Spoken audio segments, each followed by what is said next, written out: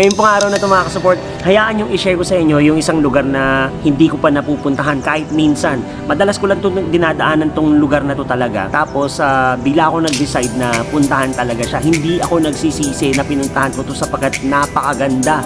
So itong lugar na, to, na tinutukoy ka na to, isang sikat na pasyalan sa Manila na talagang napaka-historical. Nag-start ito 1807, tapos hanggang ngayon buhay pa. Kaya nga lang, maraming mga patay dito.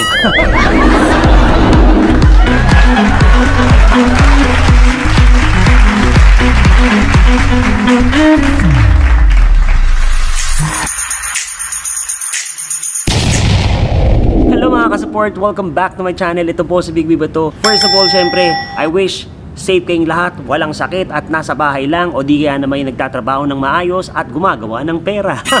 So for today mga ka-support, hayaan yung i-share ko sa inyo yung isang lugar na pinuntahan ko na napakaganda talaga, ang sarap na pasyalan at ang pinakamahalaga sa lahat, libre.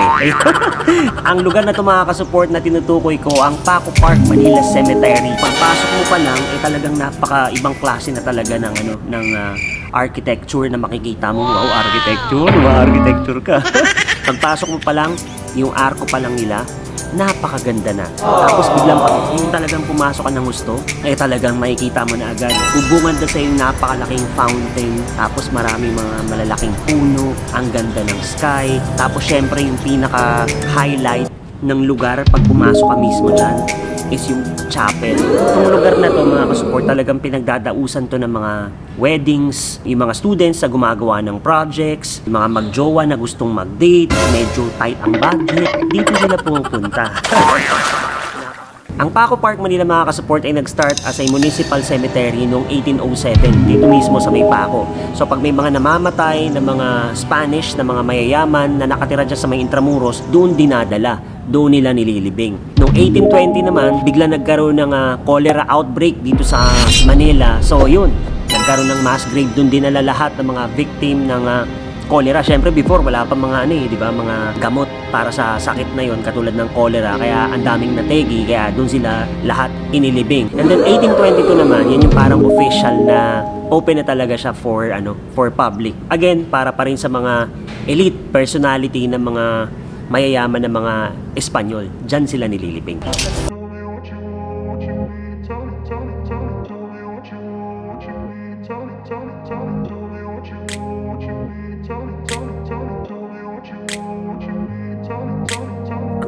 Place where they told you what to chase, told you how to run the race, every move was on the page, but I didn't like their way, had to fight and misbehave, had to find a way to change, had to leave to find my way. Caught up in a daydream, I beat my mind up there almost daily. It's how Itong Paco Park Manila is pabilog siya, pabilog yung disenyo. Tapos binubuo to ng 2 layers, yung inner layer and then yung outer layer. Mga insulares, peninsulares, tapos mga frailes, sila yung nakalibing dun sa may inner circle. Tapos later on nag-expand sila, ginawa nila ng outer layer yung mismong cemetery. Doon naman nakalibing yung mga Chinese na nag-convert into Catholic, plus yung mga mayayamang Pilipino, and then yung mga tinatawag din nila before na mga Pinoy na mga Indio. Malaki din itong Paco Park Manila, 4,000 square meters daw yung laki nito. Overall, mahigit 3,100 yung mga nakalibing dito. Yun yung mga accounted daw. Ang napaka-interesting talaga dito sa lugar dito sa may Paco Park Manila and Cemetery is that minsan na rin ditong nailibing si Dr. Jose Rizal, yung ating national hero. Si Dr. Jose Rizal, December 30, 1896, after siyang barilin sa may Luneta, dun siya dinala si Rizal dun sa Paco Park Manila para hindi mag-alsa yung mga taong bayan or magalit, kaya nilihim yung paglibing pala sa kanya doon. Tapos naalaman ng kapatid niya ngayon naalaman ng kapatid niya ngayon na si Ate Narcisa na doon pala siya inilibing ng pasikreto ng mga Spanish. Nung nalaman niya, natuntun niya yung bangkay ni Dr. Jose Rizal or yung puntod ni Dr. Jose Rizal, medyo nagpadulas siya doon sa may Guardia Civil. Pinalagyan ng initial na RPJ yung kanyang puntod ni Rizal. Kasi nga, nung una is basta lang siya nilibing, unmarked yung kanyang libingan para daw hindi matuntun ng mga Pilipino, para hindi magkagulo. O yun naman, yung kapatid niya is pinalagyan na lang ng initial para at least kahit papano is alam nila kung saan at kung sino yung nakalibing doon. RPJ, yung binaliktad yung mga initials niya, Rizal, Protasio, Jose. And then finally, nung 1912, doon na dinala si Rizal yung kanyang mga labi nilagay na sa sa may luneta na kung saan siya binaril.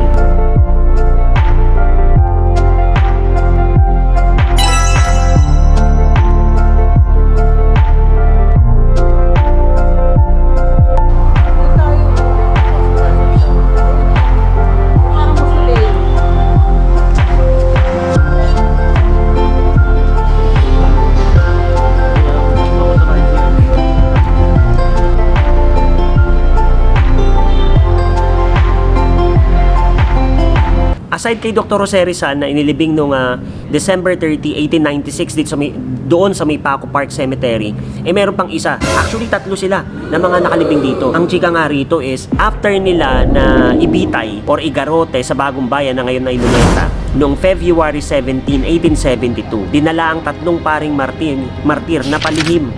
Doon sila ipinalibing ng mga Spanish, mga Espanyol sa may Paco Park Cemetery. Unmarked din yung kanilang puntod, wala ring pagkakakilanlan. Ayun.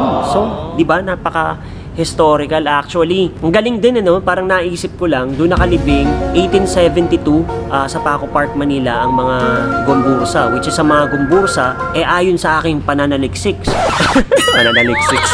Ayon sa aking pananaliksik, itong Gombursa idol pala ni Rizal. Sila yung parang nagmulat kay Rizal sa mga kabuktutan o kasamaan doon ng mga Spanish noong 1800s nung sinakop nila tayo dito sa Pilipinas. Napaka-historical ng vlog natin na to. Naging idol niya yung Gombursa niya, naging inspiration niya para gumawa ng isang libro, yung El Filibusterismo. Kalain mo yun, 1872 dinala yung mga paring martir, yung kanilang mga labi sa Paco Park, Manila. Tapos 1896 siya na rin pala ang kasunod.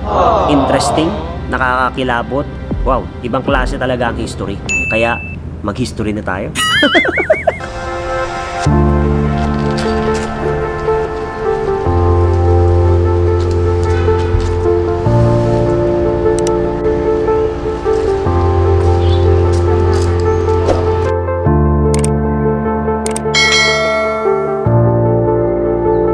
Lakad uli. Balik naman kami. Tapos napuntahan na namin yung yung Osorio, kung saan dinadala yung mga nangamatay na mga infants o mga bata, doon dinadala. Ano rin siya, parang pagpasok mo, parang parang isang vacant or lot na paikot din. Kung anong itsura ng mga puntod dun sa may loob, ganun din naman ang itsura dun sa outer layer. Yung outer layer dun sa Osorio, ganun din yung itsura. Ang kaibahan lang, syempre may mga disenyong mga anghel, ganyan. Kasi nga, mga bata ang mga nilibing dun. So, kwento lang din uli kami. And then, after noon, lipat naman kami. Punta naman kami sa kabila rin. Osorio pa rin siya.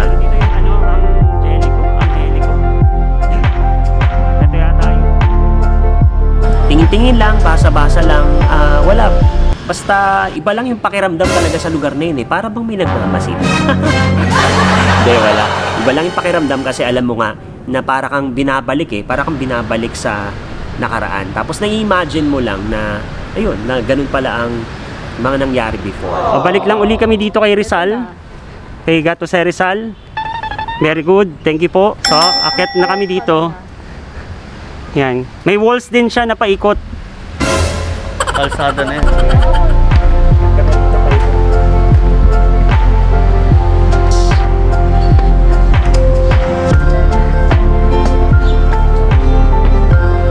Hindi kami masyado talaga makapag-vlog kasi nga bawal dahil di kami nakakuha ng permit. May permit pala. Di namin alam sorry po.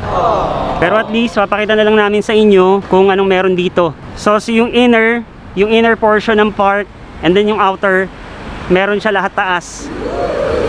So yan, makikita mo pa yung mga sasakyan dumadaan dito. Tapos yung dating nagtitinda dito ng sigarilyo. Kaway naman dyan.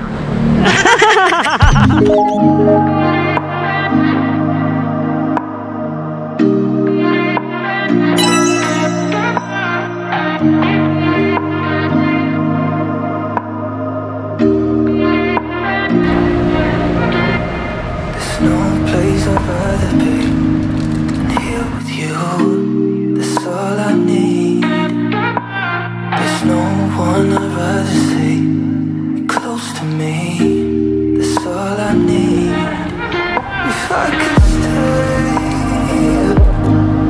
then I will stay.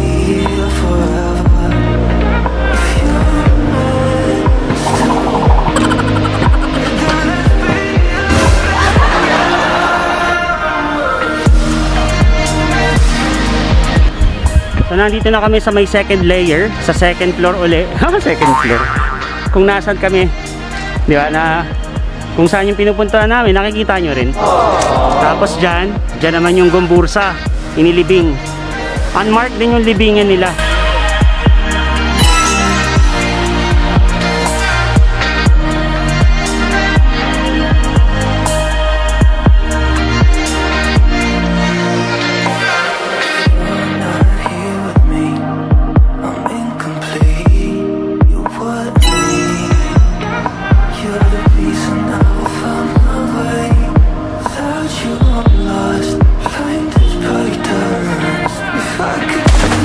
Isa sa mga highlight ng Paco Park, Manila mga kasupport is ang Pancratius Chapel. Nung araw daw, nung mga 1800s, dito dinadasalan yung mga namamatay na mga mayayaman, mga rich na mga Espanyol. Yun. Tapos ngayon, pinagmimisahan, tapos may mga kinakasal din. Fully air-conditioned yung chapel na yan. Social yan. Eto, papunta na tayo dito sa may pinaka gitna ng park, kung saan merong fountain. Going siya towards the exit. Napakalawak ng park. May mga nagagandang puno, may mga flowers. Ganda ng sky. Oh, nakakasilaw. Sakop na sakop ng mata ko yung araw eh. Hirap na talaga pag malaki mata. So tong area na to, famous talaga to na pinagdadausan ng mga weddings, and then kung ano-ano pang mga event.